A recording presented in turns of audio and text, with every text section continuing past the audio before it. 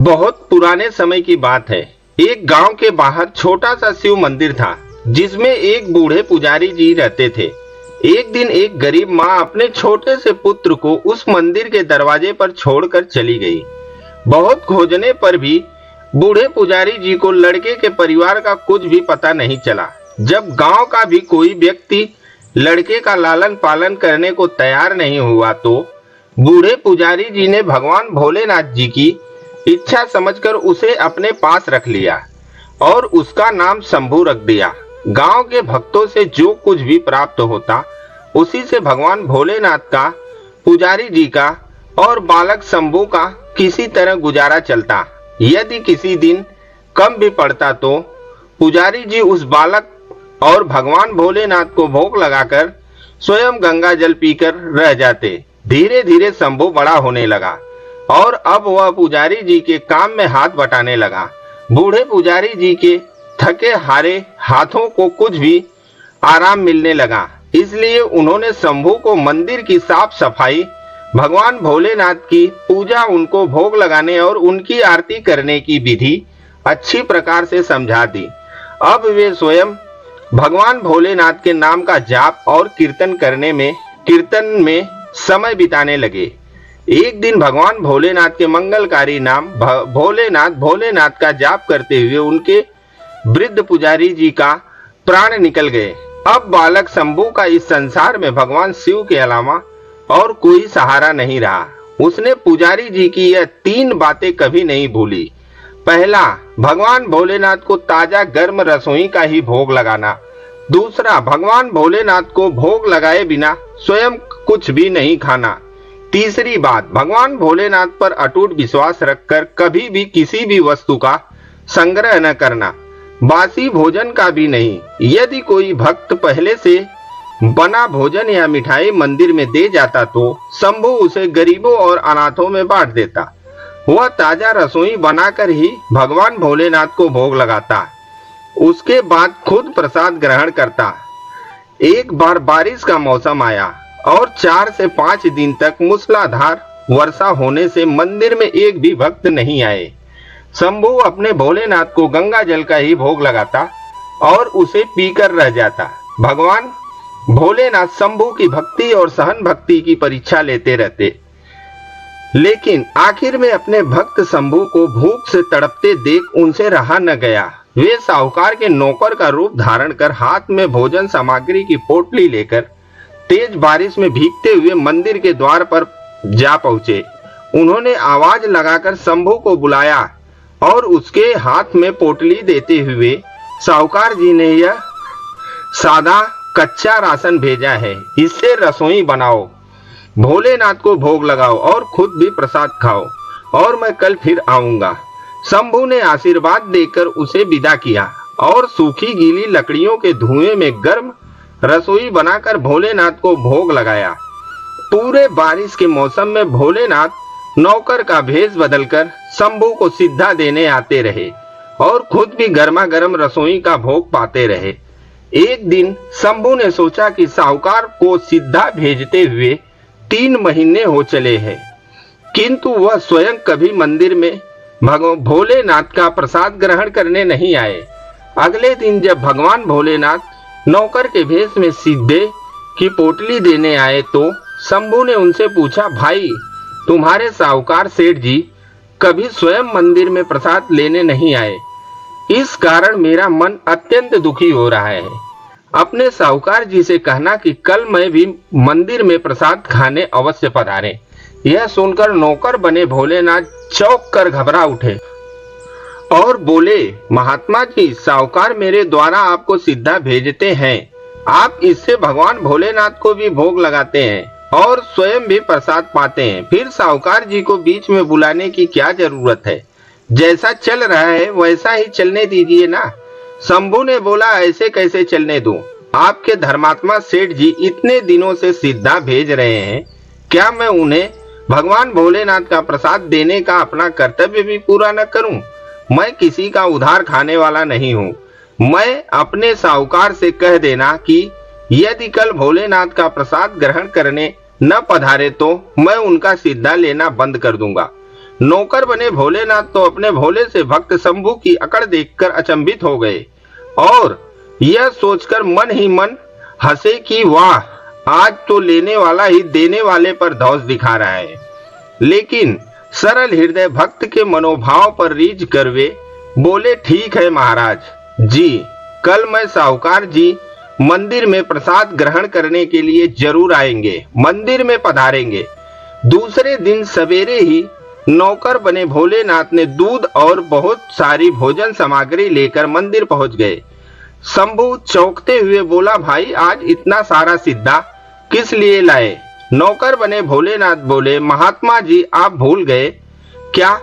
आज अपने साहूकार जी को प्रसाद के लिए बुलाया है, इसलिए आप मजे से ताजा रसोई बनाइए और भगवान भोलेनाथ को भोग लगाइए।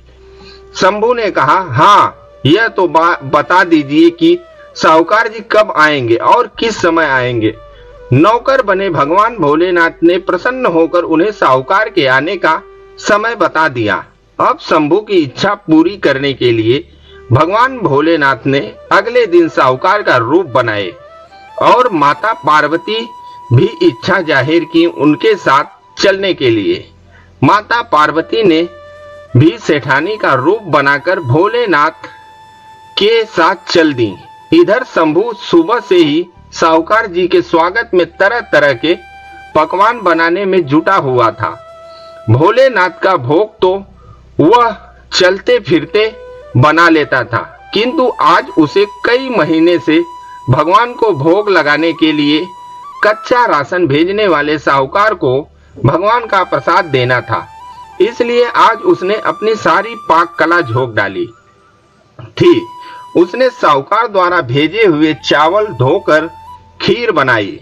रसोई बनाकर शंभू पुनः स्नान करने चला गया ताकि स्वच्छ वस्त्र पहनकर भोलेनाथ को भोग लगा सके और साहूकार को उनके प्रसाद महादेव। जब शंभू स्नान करके लौटा तो देखा साहूकार प्रसाद ग्रहण करने के लिए स्वयं तो आए ही हैं, संग में अपनी पत्नी जी को भी ले आए हैं। शंभू ने झट दोनों से राम राम किया और आसन पर बिठाया और बोला, मैं भी अभी भगवान भोलेनाथ को भोग लगाकर आता हूँ, फिर आपको प्रसाद दूंगा। भावना के भोलेनाथ से भूख सहन नहीं हो पा रही थी, इसलिए वे बोले, महात्मा जी भगवान भोलेनाथ को जल्दी से भोग लगाइए, मुझसे भूख सहन नहीं होती। शंभू बोला, साहूकार जी भूख तो मुझे भी बड़े महादेव लग रही है, किंतु मैं अपनी भूख के कारण भगवान भोलेनाथ को भोग लगाना नहीं भूलता। यदि दुनिया के सारे लोग इसी तरह अपनी भूख के लिए भगवान को भोग लगाना भूल जाएं तो भगवान तो भूखे रह जाएंगे। साहूकार बने भोलेनाथ एक पत्तल उठाते हुए बोले, महात्मा जी आप भोग लगाइए, इधर मैं पत्तल परोस लेता हूँ, मुझसे भूख सहन नहीं हो पा रही है। शंभू साहूकार बने भोलेनाथ को डांटते हुए बोला, साहूकार जी भगवान भोलेनाथ के काम में न तो जल्दबाजी चलती है और न कंजूसी। मैं जब तक भगवान को भोग नहीं लगा लेता आप रसोई के पास भी नहीं भटक सकते। चुपचाप इधर बैठ जाइए और हर हर महादेव, आपको भर पेट भोजन कराता हूँ। साहूकार बने भोलेनाथ डांट खाकर चुपचाप अपने आसन पर जा बैठे। सेठानी बनी माता पार्वती जी उनकी यह दशा देखकर बड़ी मुश्किल से अपनी हंसी रोक पाईं। लेकिन जैसे ही शंभू पत्तल में सामग्री लेकर भगवान भोलेनाथ को भोग लगाने मंदिर में गया, भोलेनाथ पार्वती जी को मौन रहने का संकेत करते हुए चुपके चुपके पैर रखते हुए रसोई में पहुंच गए और उन्होंने एक एक व्यंजन उठाकर चखना शुरू कर दिया। भगवान भोलेनाथ तो प्रसाद को चखते ही भौचक्के रह गए। खीर में चीनी की जगह नमक डाला हुआ था और सब्जियों में नमक की जगह चीनी डाली हुई थी। भोलेनाथ निराश मन से अपने आसन पर जा बैठे। माता पार्वती जी अपने स्वामी की यह हालत देखकर खिलखिलाकर हंस पड़ी। इससे पहले कि भोलेनाथ पार्वती जी के सामने कुछ सफाई दे पाते, शंभू हर हर महादेव का जाप करते हुए आ पहुंचा।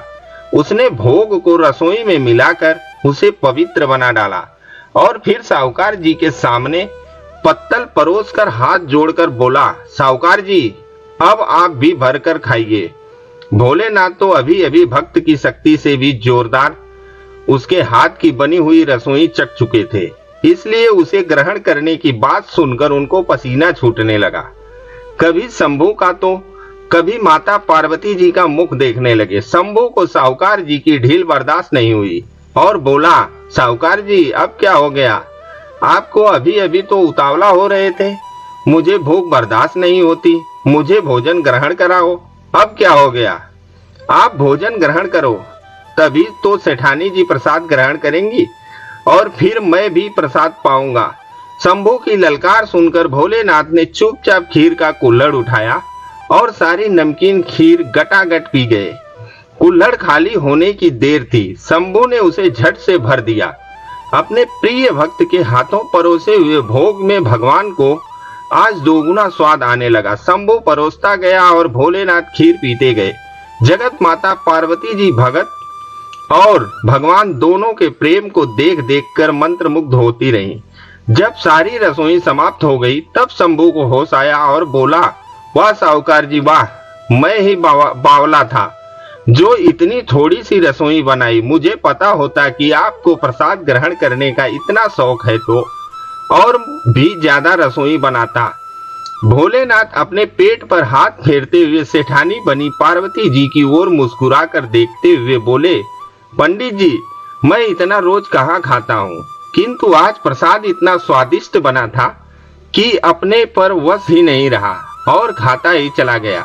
लेकिन तभी शंभू नाराज होकर बोला, साहूकार जी वह तो आपने ठीक किया, लेकिन माता जी तो भूखी ही रह गई ना। माता पार्वती जी से शंभू का नाराज मुख देखा नहीं गया। उन्होंने बची हुई खीर की 4 बूंदें अपने मुंह में टपका ली। भोलेनाथ द्वारा भोग लगाने से प्रसाद में अद्भुत अलौकिक स्वाद भर गया था। ऐसी सुगंधित और मीठी खीर चखकर जगत जननी माता तृप्त हो गई और उनके तृप्त होते ही सृष्टि का प्रत्येक प्राणी तृप्त हो गया। शंभू बोला, साहूकार जी आपने और माता जी ने प्रसाद ग्रहण कर लिया, इससे मुझे बहुत खुशी हुई। समझ लीजिए कि आप दोनों द्वारा प्रसाद ग्रहण करने से मेरा भी पेट भर गया। मेरी तो वैसे भी महीने में 4 एकादशी हो जाती है, परंतु मैं भी एक दाना ले ही लेता हूँ, जिससे कि भगवान भोलेनाथ के प्रसाद का अनादर न हो। यह कहकर जैसे ही शंभू ने खीर के पात्र में लगा चावल का एक दाना उठाकर अपने मुख में डाला, उसकी जन्म जन्मांतर की भूख प्यास मिट गई और समस्त वासनाओं और इच्छाओं की तृप्ति हो गई। उसके ज्ञान के नेत्र खुल गए और उसने देखा कि उसके सामने भगवान भोलेनाथ और जगत जननी माता पार्वती जी आशीर्वाद की मुद्रा में मुस्कुराते हुए खड़ी है। शंभू दौड़कर उनके चरणों में लौट गया और देखते ही देखते उन्हीं में समा गया। इस वीडियो में बस इतना ही। अगर आपको यह वीडियो पसंद आया हो तो वीडियो को लाइक और चैनल को सब्सक्राइब करें और अपने दोस्तों के साथ शेयर जरूर करें। हर हर महादेव।